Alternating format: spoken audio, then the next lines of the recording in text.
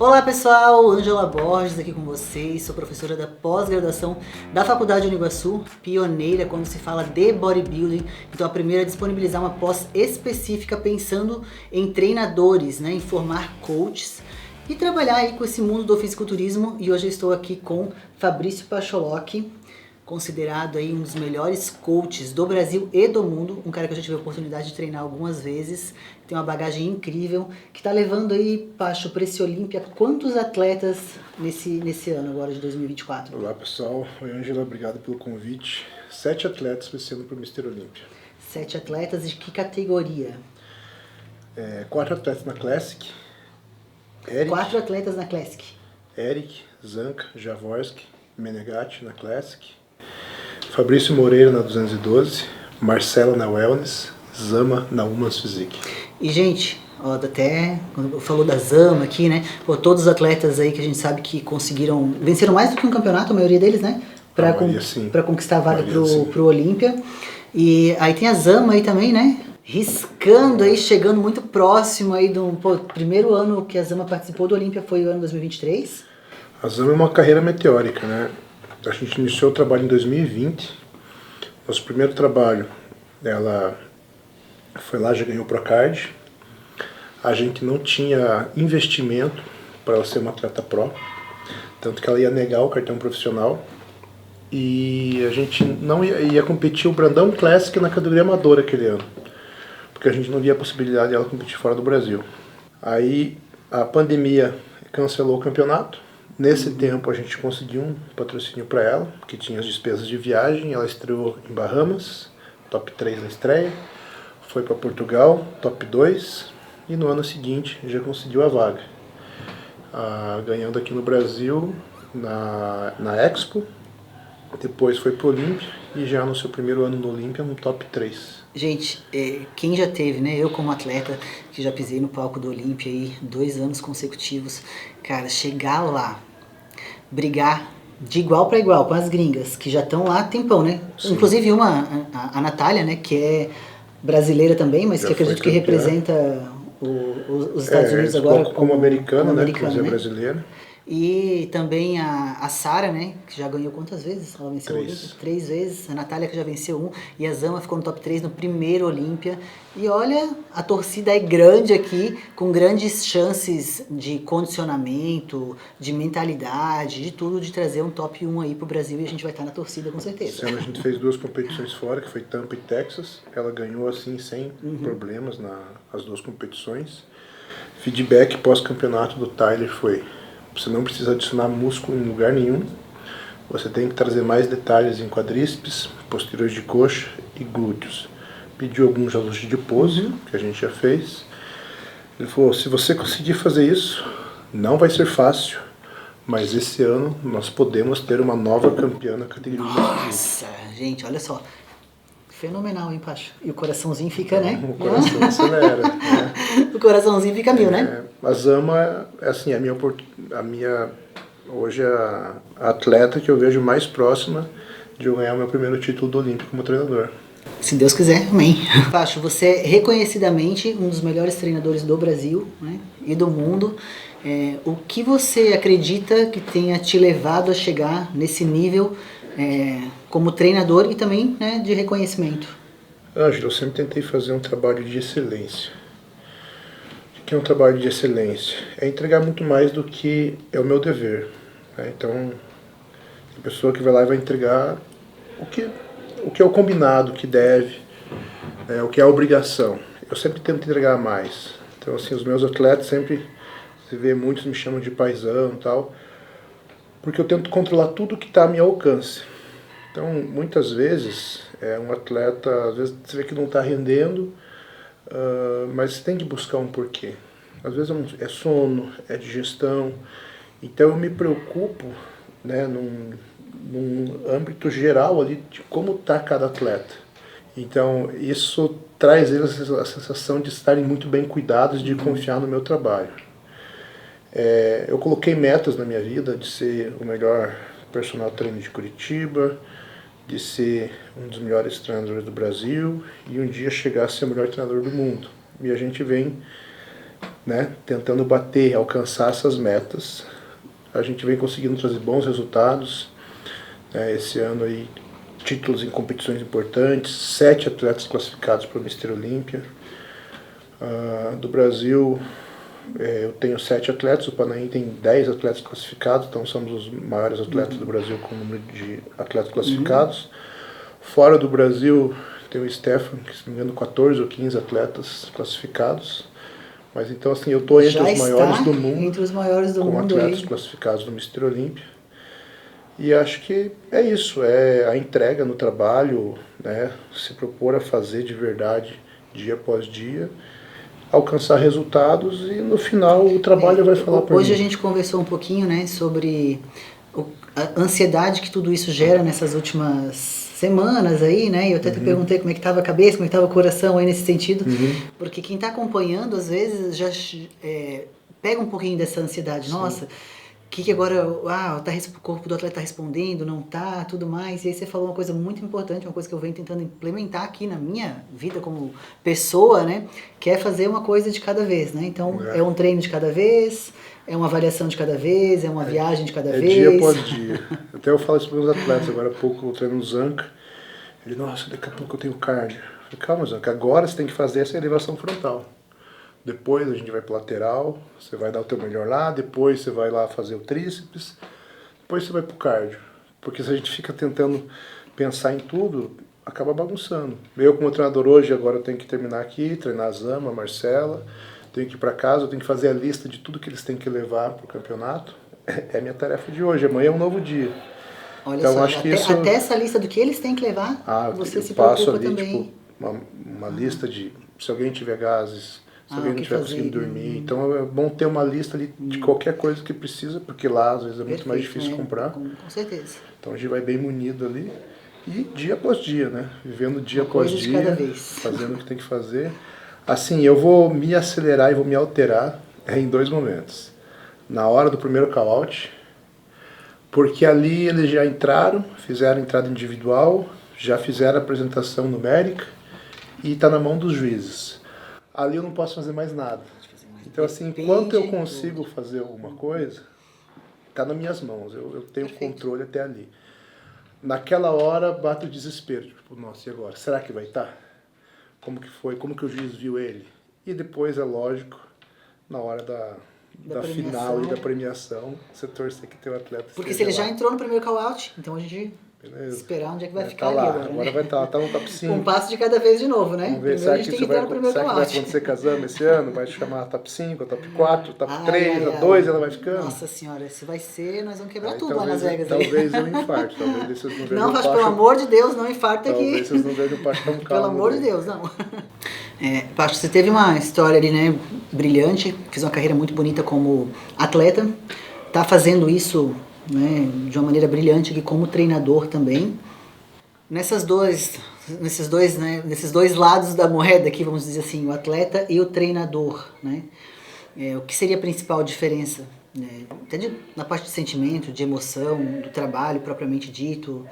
Bom, como atleta, eu coloquei uma meta de vida que era ser um atleta profissional e um dia pisar no palco do Olímpia. Essas eram minhas metas.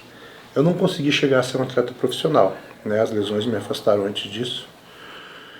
Chegou um ponto que eu fui lutando, eu sabia que a minha genética não era nem perto das melhores para o esporte, então eu fui lutando, empurrando, tentando compensar com o trabalho duro. E chegou uma hora que eu falei, não adianta, eu vou me matar e eu não vou chegar. Então eu fiquei na carreira como treinador. Hoje eu agradeço todas as dificuldades que eu passei enquanto atleta, porque é muito difícil acontecer algo com um atleta meu que eu já não tenha passado. Isso então, faz total diferença. Eu tenho na prática, assim, muitos problemas que às vezes um atleta meu está passando e isso traz confiança no meu trabalho. Vou dar um exemplo. O primeiro título da Open do Rafa, foi o primeiro título de um brasileiro na Open, foi o Romênia, Muscle Fest lá na Romênia. Faltando 60 dias para esse campeonato, o Rafa quase rompeu o peito. Ele foi fazer um supino, com halteres, a hora que ele foi rodar, ele sentiu o ombro, aí ele se arrumou, foi fazendo, na 4ª repetição ele sentiu. Ele rompeu uns 50% o infraespinhal, que faz a rotação externa, e provavelmente ali já ter tirado mal o movimento. Na quarta repetição ele sentiu. Ele não estava treinando comigo nesse dia. Na época, na verdade, o Rafa fazia alguns treinos esporádicos comigo. Aí ele me ligou desesperado: Pacho, acho que eu rompi o peito. Eu falei: cara, gelo e vai fazer uma ressonância. Aí fez a ressonância, chegou lá o laudo, uma contratura grande, pequenas rupturas das fibras do peitoral, mas que não atrapalhou em nada, e 50% de ruptura do tendão infraespinhal. Aí a gente tinha 53 dias para o campeonato quando o médico liberou ele para treinar com um supino de 15 quilos. Faltava 53 dias. O Rafa chegou para mim e falou: Pacho, cara, eu preciso confiar em alguém. Não dá mais para treinar com um aqui, outro ali. Eu preciso ter um direcionamento e eu quero que você seja esse cara. Não importa que meu peito rompa, não importa o que aconteça, mas eu tenho que ir para esse campeonato. Ele tinha uma cobrança, ele ainda não tinha ganho na vaga. Eu falei: Rafa, deixa comigo. Eu já passei por isso, eu sei o que tem que fazer. Então a gente iniciou um trabalho todo adaptado. No final, o Rafa foi lá, ganhou a primeira vaga, ganhou em cima do Dauda. Foi o primeiro título do Brasil. Atleta, né? E depois, não foi fácil. Não foi muito difícil, foi um treino totalmente adaptado. E com isso ele conseguiu pôr o melhor físico da vida dele até então. Quando passou o campeonato, o Rafa chegou para mim e falou: Pacho, lembra aquele dia que você falou: cara, fica tranquilo que eu já passei por isso, eu sei o que tem que fazer? Ele falou: ali me deu total confiança no teu trabalho, de eu pegar e entregar para alguém. Ele falou: até então eu tinha treinador, mas eu acabava dando direção e tal. Ele falou: não, eu preciso deixar com ele. Ele falou: isso me deu total confiança. E eu sinto isso dos meus atletas. Por eu ter vivido ao extremo, na prática, isso traz uma confiança e um respeito muito grande. E até, né, de repente, alguma situação ou outra que você pode tranquilizar esse atleta que foi nessa situação também, e até como resolver, né? Sim. Porque é diferente da pessoa ir lá, se desafiar, subir no palco, tá na condição extrema, em restrição, enfim, estresse físico, mental, e ela só falar aquilo da boca para fora, imaginar, pensar que sabe e realmente ter sentido isso na pele, né? Desses 7 atletas que você está levando, qual é o tempo médio de pré-contest que você costuma trabalhar aí com cada atleta? Eu nunca trabalho. Muda muito? Eu nunca trabalho com menos de 16 semanas. O atleta que acaba fazendo um pré-contest um pouco mais curto é o Zanca. O Zanca, 12 semanas é bem suficiente para ele, é um cara que ficou o ano inteiro seco. Mas todos eles para essa preparação vai acabar sendo mais de 20 semanas, porque tiveram uma sequência de campeonatos, né? Então, por exemplo, o Fabrício competiu em maio, o New York, aí ele teve que emendar pro Campeonato de Minas e emendar pro Olímpio. Então tá sendo... Teve alguns dias ali de folga, mas é uma preparação bem longa. Zanca, Zama, Marcela, Menegatti se prepararam lá pro Tampa e pro Texas. Então foram 16 semanas de lá e emendou pro Olímpio. Javorski foi o mesmo para Curitiba. Eric competiu 3 vezes no começo do ano, continuou para o Olímpio. Então, todos eles acabou sendo uma preparação bem longa aí. Mas, em geral, se a gente tem uma data, é um atleta com uma boa condição, não gosto de menos de 16 semanas. Seria o mínimo ali, né? O mínimo. E quando a gente está falando ali da parte da alimentação, né? Você costuma calcular a dieta, enfim, os ajustes em cima do valor calórico ou do macro ali, do quilograma? Eu penso nos macros. Então, assim, todos eles vieram de um bom off-season, que eles tinham uma dieta base, e quando a gente vai chegando no pré-contest, a gente só vai alterando aquilo ali, né? Menos carbo, menos proteína, menos gordura, e daí vai entrando cardio, vão entrando os estimulantes. Mas tudo já vem dessa base de um off que já estava bem desenhado, bem redondo, e depois eu vou só ajustando. Trabalho muito com o ciclo de carbo. Então, sempre gostei também. Eu acho assim, depois que já está numa condição muito boa, ter os dias de refeed, encaixar esses dias de refeed junto com aquele grupo muscular que tem que dar uma ênfase maior. E aí você prefere fazer esse refeed ele após o treino ou usar ele de energia? Então seria uma refeição antes do treino, uma refeição, por exemplo, à noite a pessoa vai treinar, o atleta vai treinar de manhã. Então, tem atletas que respondem muito bem no dia. Você faz aquele dia com mais comida, ele já vai ter feito umas 3 refeições pela manhã ao longo do dia, treina à tarde, mais 2 à noite. Para ele é o suficiente. Tem atleta que no dia que está comendo mais, ele não se sente tão bem. Então você faz às vezes no dia de descanso, funciona melhor, a insulina sobe, ele fica mais sonolento. O Zanca, por exemplo, um estético, agora no final a gente está usando, está funcionando muito bem. Domingo é o dia de descanso. No segunda-feira ele vai fazer peito, terça costas. Então são 2 grupos que a gente bate muito, principalmente costas. Então o que eu faço? Domingo, dia de descanso, é um carbo bem baixinho. Na última refeição do dia dele de domingo, ele tem hambúrguer. E assim, teve dias que foi assim, 4 hambúrguer, mais um doce, um sorvete, foi caprichado. No outro dia o Zanca está com o peso igual. Não altera. Aí ele faz o carbo alto o dia todo, um carbo limpo no dia de peito. Treina super bem peito, tá cheio, explodindo. E daí no dia de costas, esse carbo baixa um pouco, só que ele ainda vem de um dia todo de reserva de glicogênio. Isso faz com que ele treine muito bem segunda, terça e quarta. Aí quinta é o descanso. Reserva de energia ali. Lá por sexta, ele já está bem depletado, já está muito mais seco do que estava antes. E a gente veio por várias semanas encaixando isso. Então ele tinha ali 4 dias, 5 dias de restrição, um dia com um refeed sujo, bem alto, e um dia todo de um refeed limpo. Funcionou muito bem para ele. E tem uma diferença muito grande em relação a uma diferença, por exemplo, de homem para mulher? Nesse sentido, a gente sabe que a Zama, né, é uma categoria que exige um pouco mais de condicionamento, mas aí também tem a Marcela, que é o wellness, que tem um condicionamento, mas não pode ser extremamente excessivo. Tem alguma diferença muito grande para essas 2 categorias? Assim, uma coisa que eu tenho que cuidar um pouco com as meninas, não todas, mas várias, é a questão do doce. Falar, pode comer um hambúrguer e uma sobremesa. Eu vejo que com elas é um pouco mais fácil elas perderem a mão e esse doce desandar ali para uma noite comendo. Não ter esse controle, assim, Então, um assim, doce a esse momento. Então, se eu libero uma refeição assim, é porque já está bem depletada, está muito condicionada e tem tempo. Que nem a Marcela, às vezes, a mão sai um pouquinho no doce. Eu percebo que a Marcela gosta muito de um cookies, né? Cookies. Aí, o que eu faço? Marcela, hoje você vai comer só 500 gramas de arroz, é a tua refeição. Se eu fiz isso é porque eu tô com um certo receio dela passar a mão, passar mais ali no refeed. Esse último final de semana a gente fez. Eu falei, Marcela, seguinte, agora não tem tempo da gente transbordar o teu físico. Tem que ser bem controlado. Ou eu vou fazer hoje o dia todo de um carbo mais limpinho para você, ou no final do dia você vai ter 2 hambúrgueres. Só que não vai ter doce, não vai ter batata frita, não vai ter nada. Poxa, mas o hambúrguer está sensacional. O que você prefere? Não, eu juro que eu vou fazer o hambúrguer e não vai ter mais nada. Então, beleza. Então, vamos fazer assim.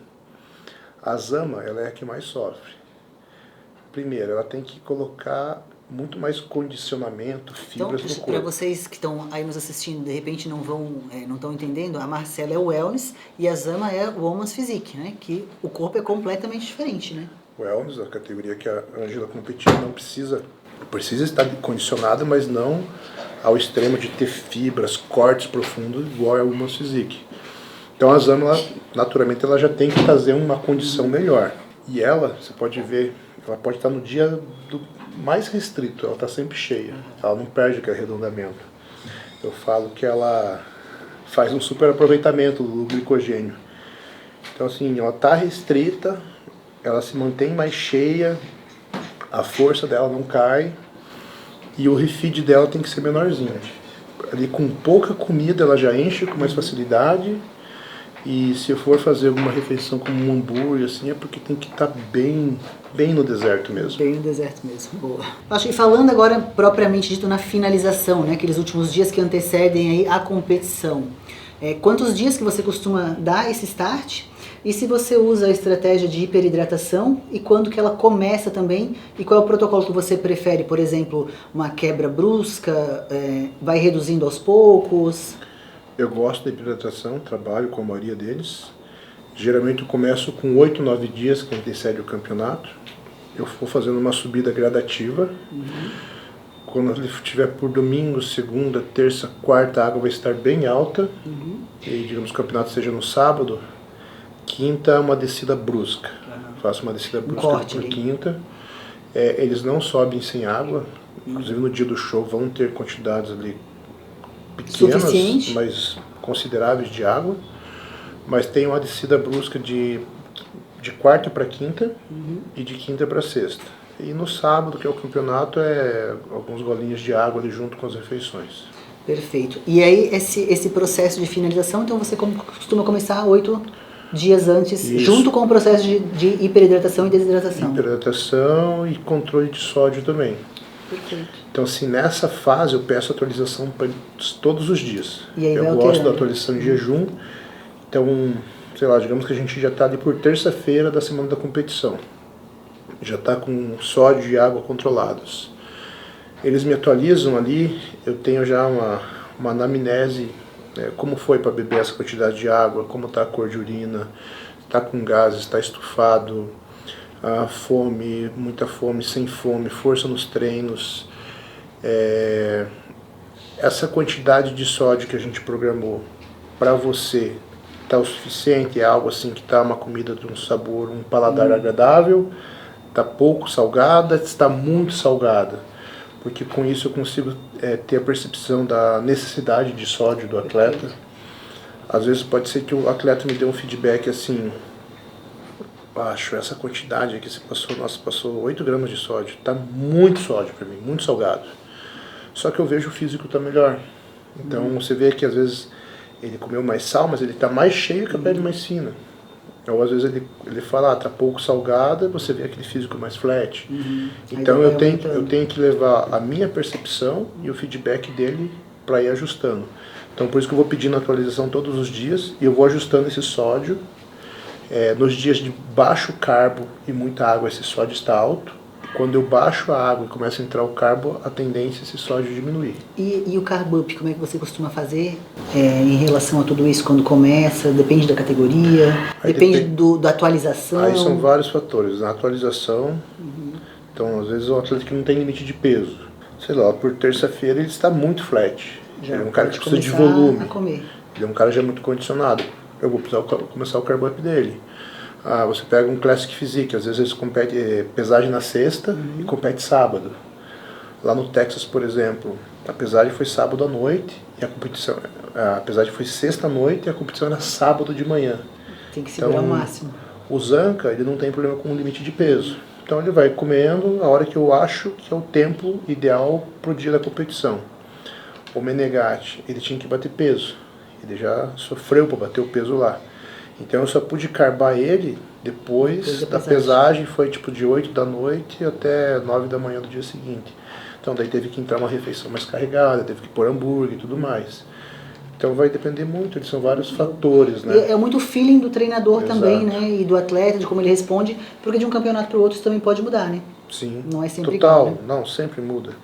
A Marcela, por exemplo, as ama, não precisam bater peso. Então mais fácil a preocupação de eu ver, chegou o momento. Perfeito. Vão ser 2 dias de carbo. A Zama não precisa comer muito, a Marcela já tem que encher um pouquinho mais, mas a Marcela pode passar um pouquinho do ponto, então tem que cuidar mais com a água. Perfeito.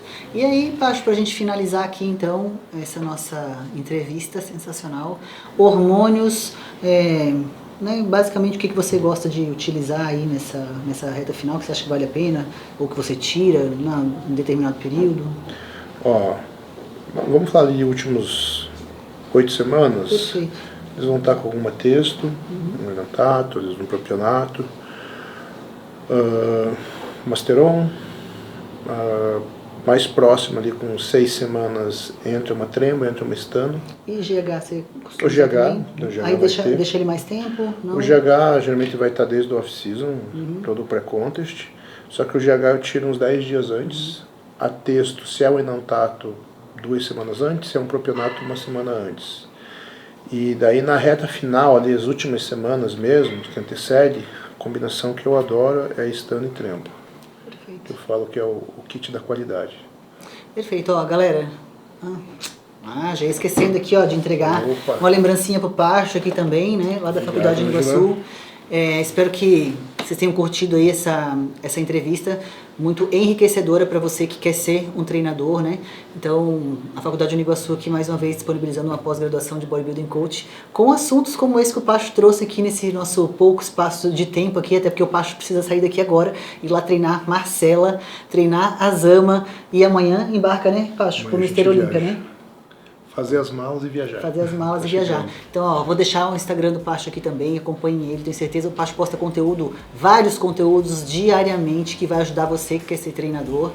E toda a sorte do mundo para você, para toda a tua equipe, Pacho. Nos vemos lá em Las Vegas e vamos atualizando vocês aí do que vem acontecendo. Torçam muito pelos atletas aqui do Pacho, né? São 7 atletas, tô na torcida aí por todos eles. Obrigado, e vamos vibrar. Tenho certeza que a gente vai comemorar nesse Olímpia aí, viu? Se Deus quiser. Obrigado, pessoal. Ó, sucesso, bons estudos para todos vocês aqui na Uniguaçu. Valeu. Obrigado, viu? Obrigado pelo tempo, obrigado pela conversa. Tamo junto. Sensacional.